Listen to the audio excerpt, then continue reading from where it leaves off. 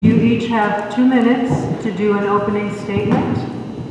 And then we will go to questions that have been previously given, and you will each have 2 minutes to answer those questions. We'll have a total of 20 minutes for those questions, and then you'll each have a chance to do a 3-minute closing statement. Okay. And I will trade off who speaks first each time. So let's begin with your opening statement. Peter? Good afternoon, and thank you for joining us here today. As I'm sure you know, my name is Peter Nieto, and I'm the current mayor of Mountainair, and I'm running for re-election. When I decided to run 4 years ago, I knew we could make Mountainair better. I knew we could really push Mountainair to its limits as far as making progress towards a better town for our children to grow up in. When I was elected, there were some major goals that I wanted to complete. I wanted credit cards to be a form of payment at the town hall. I wanted a staffed police department that patrolled streets so residents could feel safer. I wanted the water tower at the high school painted so the town could look better for its residents and tourists alike. I wanted more events in town so that residents and our neighbors had things to do. And I wanted to do what we could to better our infrastructure.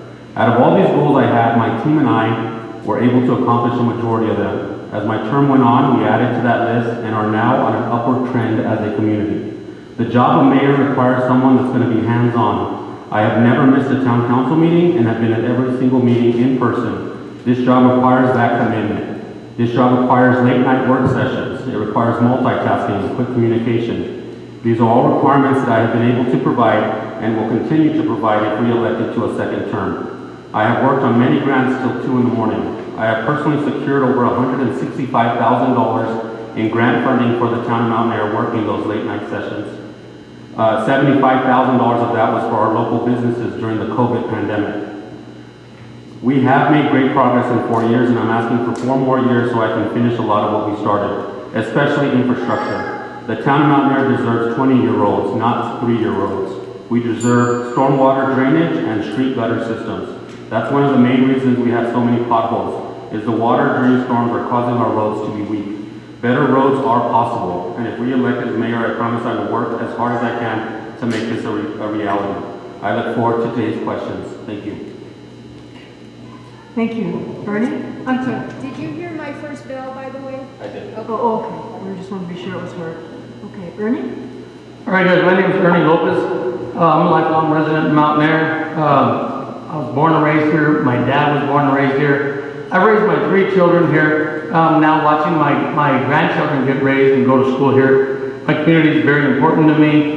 Never left Mountainair. I've been here forever. I've always loved my community and everything about it, everybody in it. I'm very passionate about my town and outspoken about it as well. My main goals are to continue to improve our infrastructure, continue to work together with the town, bring things to Mountainair, as we've been doing. And I'm trying to create more unity and less division in our town. I hope we can get to that point, because it's important to bring the community together to be able to have any kind of success and move forward. So I'll appreciate your support and your vote, and I'll work very hard for the town of Mountainair as we've been doing the last 4 years. That's it. Thank you. Thank you. We'll move to the questions. First question will be answered by Peter. Well, by both of you, but we'll start with Peter. The question is, how will you balance your work schedule and the time commitment required of the mayor? That's where those late night sessions come in. So usually I work a lot. I work at the school, as everyone knows, 7 a.m. to 5 p.m. 4 p.m. Sorry, Monday through Thursday. When I get out, that's when I really kind of do some mayor stuff. I do mayor stuff during the work. If Dennis comes or if anyone at town hall needs me, they'll call me and I'll do some work or answer questions and whatnot. Then when I get out of my school work or on Fridays, that's when I deal mainly with town stuff. I meet with the chief, I meet with department heads, things like that, and go on from there. Sorry, this slide does not want to leave me alone.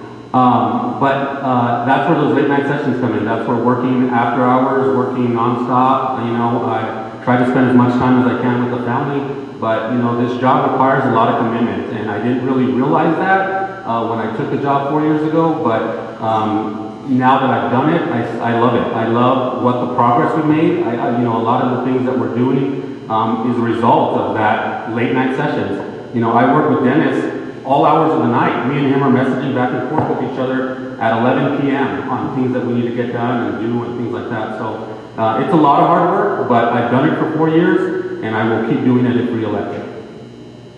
Thank you. Ernie? Manage my work schedule. I work for the railroad, so work on call. I'm often out of town for a day and a half. As far as managing that goes, yeah, I can always call in. You know, I can log into the laptop. I'm not afraid to delegate, you know, responsibility to others. We'll have a good staff, and I'm definitely not afraid to share authority with whoever the mayor pro tem may be. We have a mayor pro tem right now, knows the infrastructure of the town better than anybody in here. That kind of thing right there is what I'm telling people. When that question is brought up to me, how would you handle that with your work and your schedule? I'm always going to be around with it, whether it's a phone call away and or we'll have a good mayor pro tem. We'll have a staff that it's nothing that I think that concerns me because it's not a full-time job, but it is a full-time concern. So we'll always give our attention to Mountainair and we'll always have a team ready to handle whatever happens. Thank you. Thank you. Next question, Ernie, you will start with this question. If elected or re-elected, what and how are you going to help out the local businesses? If elected, what are we doing to help out the local businesses? Yes. Some of this has been talked about by the previous council that was up here. You know, you can put in for grants. You can go to Santa Fe. You can lobby the legislature. You can look for monies. You can try to appropriate different avenues of governance to come in and help. There's also us touting our own businesses. Right now, I'm not exactly sure where numbers go, what our gross receipt tax are, but we need to look at stuff like that. If our gross receipt tax is at an average level around or higher than, we can always look at things like lowering gross receipt tax, help out businesses, bringing people that would attract other businesses to want to be here, to come in and say, oh, well, I can go to that town there, and it's a little cheaper. It's sort of like the movies in Hollywood. They come to New Mexico because that tax for them is a little cheaper to operate around New Mexico.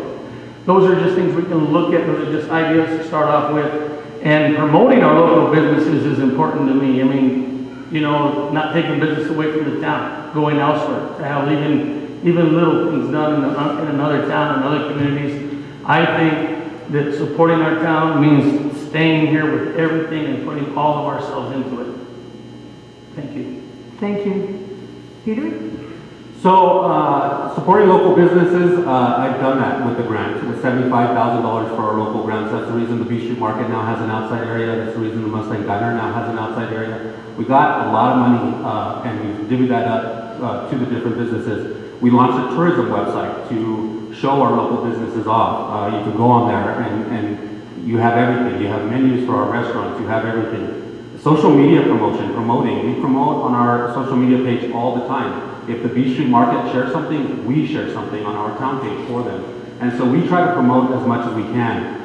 Recently, it was said that we went to go get tires. A police officer went to go get tires in Edgewood. The reason for that was because the police officer did that on his off day. He actually did it and it was right there next to his place. So we've talked about that. We'll correct that. We'll make sure that we can do more local business here. But it's not done in any kind of way to disregard our local businesses or anything like that. It was simply a matter of, it was right there and he was on his off day. So, you know, I went and talked to these business owners. You know, I know that they've been told a lot of things that aren't exactly true. I corrected that with them and just made them aware that, you know, what the truth is. So that way they are aware. And, you know, I'm not trying to get their vote. I just want them to know the truth when it comes to some of these lies that are being told. Thank you. Peter, you'll start the next question. This is kind of a long one. What direction do you see the town of Mountainair moving towards as the last few years have seen an increase in events that have produced revenue for both the town and local businesses? So I see us continuing on this, like I said, upward trend. We now have a New Year's Eve celebration. We have a balloon rally. We have a lot of things. We're building upon the Sunflower Festival. We have a lot of events that need to continue And what that does is it brings people in. And even if they come in one time, they come in and then they come again because they realize all the natural beauty that we have. We have lots of tourism through our Salinas Pueblo missions, through our Cibola Forest, and we need to build upon that and continue with events. Most of those have been free through partnerships with Torrance County, with our local company, with our local businesses, so that we can promote and bring in people that shop here, that will come back, and that will shop here. So these events are very beneficial to the town. They're very beneficial to everybody. And so, will I continue increasing them? Yes. Will we continue building upon? Yes. Our 4th of July celebration this year, a fireworks show that, I mean, can be compared to like Disneyland. I mean, it was amazing. And so that's what we really need to start building upon and keep building upon and keep doing these free events for people. That way people locally and our neighbors in other communities can come and enjoy the beautiful Mountainair. Thank you. Ernie? Can you repeat the question? It seemed like there was 2 parts in there. Oh, I know that part. Okay. What direction do you see the town of Mountainair moving towards, as the last few years have seen an increase in events that have produced revenue for both the town and local businesses? Well, I agree with the mayor as far as I see us just continuing to move forward. There are events that we're having that do bring people to town. It brings business in. It increases gross receipts. It increases business for around town. Some of the concerns that I have are, as we sit on this governing body, we know what it costs sometimes to run these events. We know sometimes we're in the black. Sometimes we just broke even. Sometimes we just barely cleared. If it's fiscally responsible to do so, I say we keep doing it. It is a good idea. It does bring people to Mountainair. It does bring, money to the town. It increases, again, the gross receipts tax. So, yeah, I can see ourselves moving forward as long as it's fiscally responsible. Okay, thank you. Let's see. Ernie, you'll start the next question. Okay. As the school is the largest employer in town, please describe what you think the relationship between the town and school should be. Well, I think the town and the school's relationship should be, well, I think that the town and the school should obviously, try to help each other out as much as we can. The school's its own body. It has its own governing body. Our kids go to school here. I started in my opening statement. My kids have gone to school, my grandkids. So I think that should be a partnership to whatever capacity we can get it to. There's, again, we talked of grants earlier. Those grants we can try to partner with to help the schools, to give the schools, to give our kids more opportunities as they come in and grow, better education, better learning. Some of the things we've done here is, it's in the works. We've had our GED program started. There's a lot of the council and the governing body have come together to appropriate computers, to appropriate a lot of tools to help people further education that didn't get it the first time. But let's focus on the little ones. Let's focus on what the school needs. We can partner with each other a lot and help one another out a whole ton. That's it. Thank you. Thank you. Peter? Partnerships are so important. They're probably one of the most important things for a municipality. Earlier, a council person mentioned that our cops don't get involved. They're just involved, that they just patrol and they don't get involved in the school for events. That's not true. In fact, earlier this week, our police officers partnered with the DEA and with the National Guard for anti-drug Red Ribbon Week at the school. That happens all the time. Our chief of police currently chairs the Torrance County DWI prevention, and they just last month or something, they brought an event to the elementary school. And so to say that we don't do these partnerships, to say that we don't do some of these drug prevention programs is not true. It's just not true. They just are unaware that these events are happening. Working with the school, working with the town, I see them firsthand. Our partnership with the school has obviously grown since I'm a member since I work for the school, and we will continue to push those, and we will continue to push these programs that our police are involved in. We try to get our police involved in many events. I've been scolded on council because they are at an event as opposed to being here and patrolling. And so we try to do our best to be involved in multiple facets around the community, including the larger community of Torrance County, including partnerships with Estancia, with Moriarty. And so our partnership with the school, we continue to be partners, we continue to do things. I recently got a grant through the town that's going to take our middle school and high school whitewater rafting to Carlsbad Caverns, up to the Sandia Peak. I mean, these are things that the town and the school are doing together, working hard together, and I will continue to do that as mayor. Thank you. Peter, you'll start answering the next question. What is your top priority as mayor, and how will you go about addressing that priority? I don't know if I have a top priority. Streets are a big thing for me, like I said. If I'm re-elected to a second term, I really want 20-year streets. I want streets that have sidewalks. I want streets that are not just what we have always known. You know, when you go to Belen, those are the types of streets that we need. We need the ones with the drainage. Trying to bring infrastructure here, gas, water lines. Something as simple as a Verizon tower. You know, a lot of people will not stay at our hotels because they have a Verizon phone. They don't have service here. Why would you stay somewhere that you don't have service? I'm in contact right now with Verizon to try to get a tower here. It's taken me forever to get to this point where we're at, but we're trying. New businesses, trying to attract new businesses and trying to support our old businesses. That's very important. You know, I went straight to also headquarters in Fort Worth, Texas, in person to request a meeting, and they gave us that meeting, and we plan to meet here soon to hopefully bring in all subs to the area. I mean, we just need to continue building up Mountainair and making it better. So I don't know if I have one priority. As you know, I kind of, as you've seen my first term, I'm kind of all over the place. I want to not focus on one singular thing, but to make Mountainair better as a whole with multiple things at once. Thank you. You repeat it for me, please?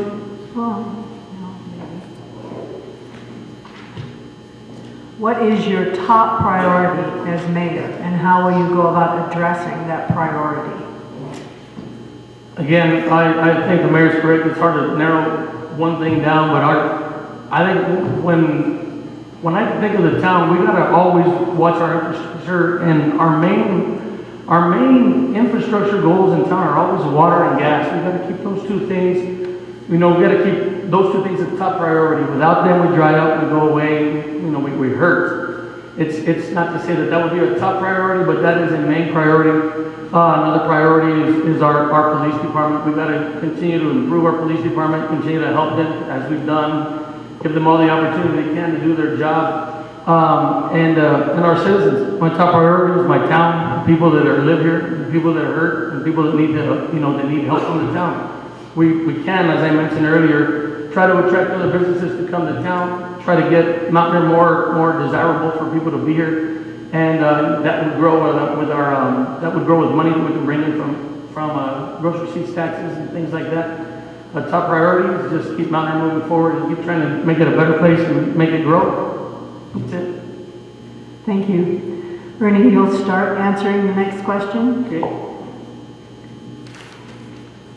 Tell us a time you overcame an obstacle.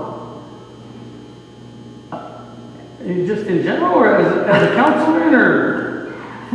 I don't really know. I just feel like I need to read the questions as they come up, so. Tell us the time I overcame an obstacle? An obstacle, yeah. First thing that popped into my head when you said that was when my mother got breast cancer, and I was younger, and 15, it hit me hard. We were living at home alone, my sister and her and myself. You know, we got through that. She beat breast cancer. I lived at home there, and that's a personal obstacle that we overcame as a family. And you know, that's really just what comes to mind as a personal question. I don't know how to answer that. If it's personal or if it's council related, that would be it for me. Oh, I think that's fine. Thank you. Peter? I'm going to go with a professional obstacle, and I think you know, the pandemic is probably the biggest obstacle that we've all faced, and I believe that we faced that together. You know, we tried really, really hard as a community, worked really hard, and you know, we worked hard. We got money, we got funding for local businesses. We tried to make sure that all our businesses survived. Luckily, they all did survive. We did not have one business close in Mountainair, whereas other communities saw multiple businesses you know, closed down. So I think we did very well as a community. Currently in Torrance County, we boast the most vaccinations. We boast the lowest number of cases. You know, right now is a scary time because obviously our cases are going up, but I think as a community, we really overcame the pandemic together. And I think a lot of that had to do with just working together and making sure that we all understood and trying to do, what we could. Obviously you guys know I did online videos. I tried to promote how to get a vaccination, all that kind of stuff. So really just working towards the betterment of the community during the pandemic. And as you also know, I served on the Governor's Council, served with multiple mayors, both Republican and Democrat, fought for our rural communities that in Mountainair we went 90 days without a case and we were still shut down in the red. And so arguing that point to the governor to say, hey, wait a minute, there's communities here that are doing the right thing, that are not spreading the virus, but are still closed down. And finally they got rid of the color code system. And so that was a lot of fighting that we had to do. Multiple mayors had to fight for that, and I'm proud to be one of them. Thank you. Thank you. Peter, you'll start answering the next question. How do you envision your daily routine? What do you think you will be doing daily once you get this job as mayor? Well, I know my daily routine as mayor, so it's a lot of work. It's work, like I said already, nonstop on the weekends.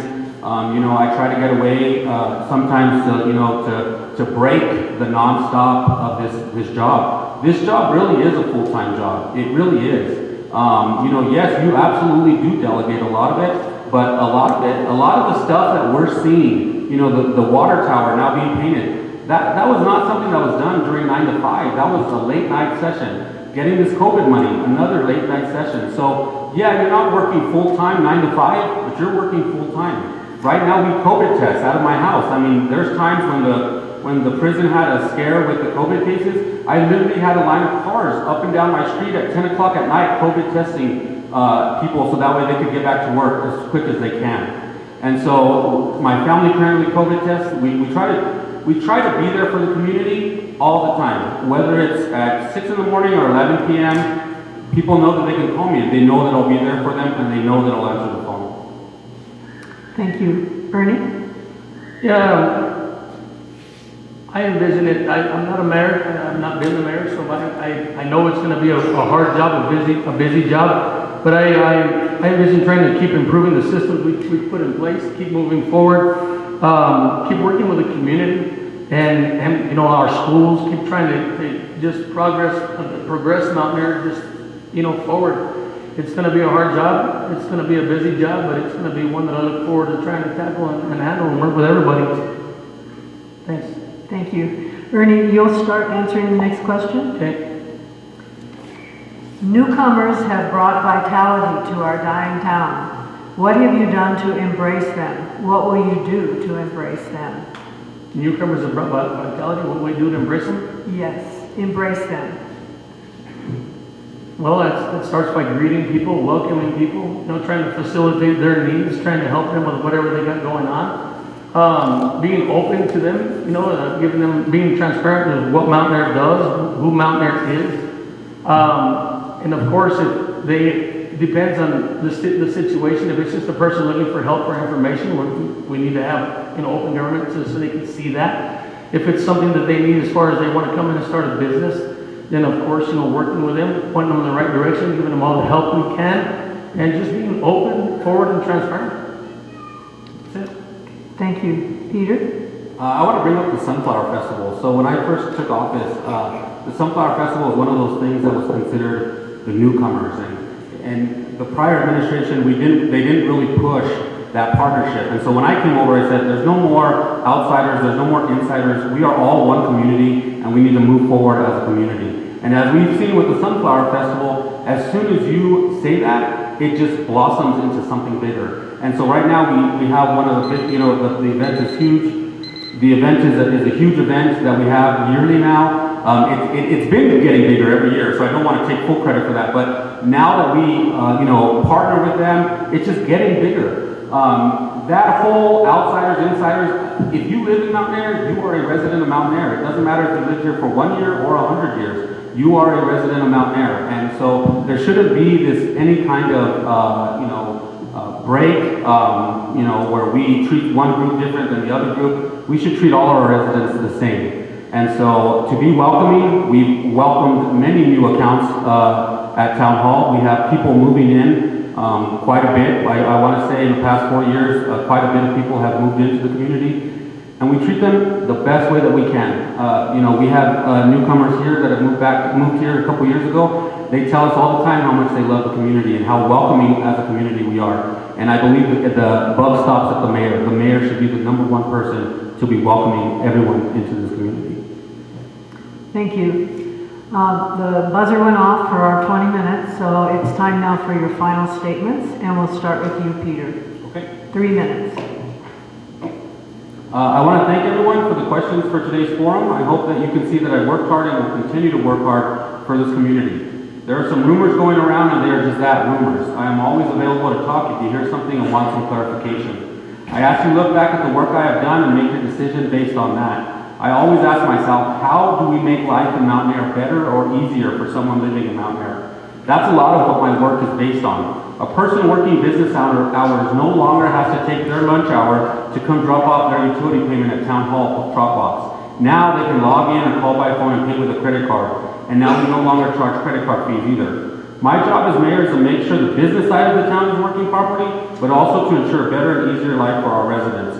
We have more things planned, including classes that give information to residents to better manage finances, learn about credit, how to get their credit score up, give tips and help about insurance and taxes so they have a better understanding of it all. I have always and will always have an open door policy. I have had residents knocking at my door at 11 p.m., and although I don't personally encourage that, I understand sometimes it needs to happen. EMS response is always a major concern in rural areas. Thanks to the work of many people, we have a new ambulance. We have also implemented a new business model to make sure we have EMS personnel always on call 24/7. And now we even encourage full transports to Albuquerque.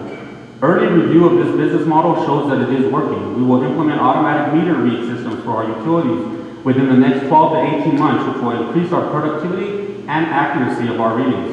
Our staff police department continues to serve and deter crime. Our new infrastructure includes a gas odorizing station that's due to be completed within the next few weeks. We cleaned out our water tanks that have had sediment in there for more than 30 years, and we finally got those cleaned out. Our increase in town events and upgrades to current events have been amazing, and will continue to have people visiting us from all over the state. Our balloon rally next month will feature a balloon blow for the very first time. I have worked with mayors from Torrance County, but also mayors from all over the state. These are all items we have done in the past 4 years. But as I mentioned before, there's still a lot left to be done.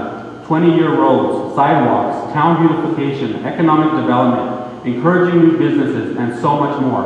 I am not done yet, and I hope you give me the honor of continuing to serve as your mayor for another 4 years. I will continue to work hard for this community. I will continue those late night work sessions to get more grants.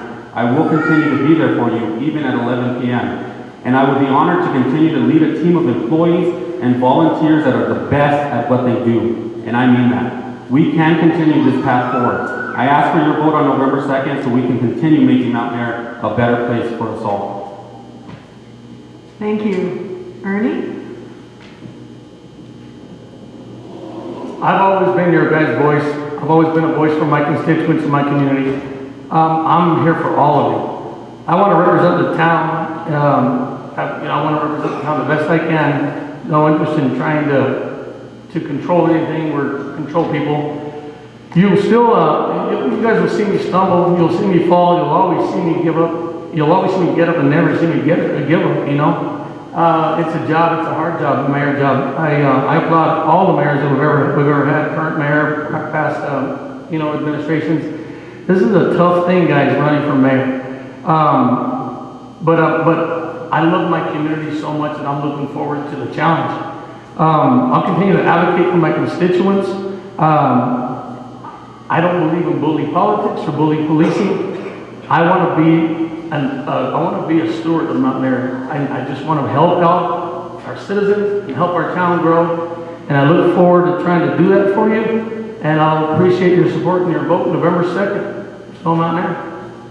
Thank you. Thank you.